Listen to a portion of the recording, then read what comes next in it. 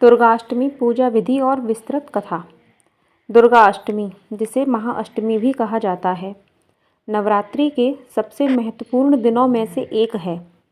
इस दिन प्रातःकाल स्नान करके घर के मंदिर या पूजा स्थान को गंगा जल से शुद्ध करें। फिर लाल कपड़ा बिछाकर माँ दुर्गा, महागौरी, चंडी या नवदुर्गा की प्रतिमा या चित्र की स्थापना करें। इसके बाद कलश स्थापित करें, उस पर मौली बांधें, जल भरें और आम या अशोक के पत्ते लगाएं। देवी को लाल चुनरी, रोली, अक्षत, कुमकुम, फूल मालाएं, लौंग, सुपारी, पान, नारियल, फल, मिठाई और घर में बना शुद्ध सात्विक भोग अर्पित करें। धूप दीप प्रज्वलित करके माँ के सामने ओम दुम दुर्गाय नमः मंत्र का जाप करें। दुर्गा चालीसा या सप्तशती के अध्याय पढ़ें। अष्टमी का सबसे बड़ा विधान कन्या पूजन का होता है। 9 छोटी कन्याओं और एक भैरव स्वरूप बालक को आमंत्रित कर उनके चरण धोएं, तिलक लगाएं, चुनरी उड़ाएं, चूड़ियाँ दें, भोजन कराएं और दक्षिणा दें। यह माना जाता है कि कन्याएं स्वयं माँ दुर्गा का दिव्य स्वरूप होती हैं और अष्टमी के दिन उनका पूजन करने से मनोकामनाएं सिद्ध होती हैं।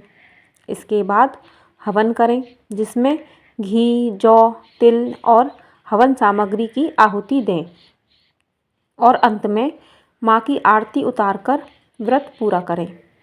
अब दुर्गा अष्टमी की कथा। बहुत समय पहले अत्याचारी असुर महिषासुर ने कठोर तप करके ब्रह्मा जी को प्रसन्न किया और वरदान में मांगा कि उसका वध किसी पुरुष, देवता या दानव द्वारा न हो, केवल स्त्री ही उसे मार सके। उसे विश्वास था कि स्त्री उसे कभी नहीं हरा सकती।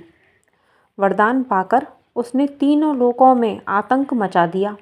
देवतागण स्वर्ग से निकाल दिए गए, यज्ञ नष्ट हो गए, संतों ऋषियों को सताया गया और धरती पर धर्म संकट में पड़ गया। तब सभी देवता ब्रह्मा, विष्णु और महादेव के पास पहुँचे। तीनों ने महिषासुर की दुष्टता सुनकर अत्यंत क्रोध किया।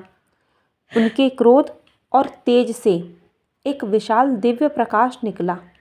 वह प्रकाश पर्वत की चोटियों से लेकर आकाश तक फैल गया और उसी तेज से एक अद्भुत देवी प्रकट हुई।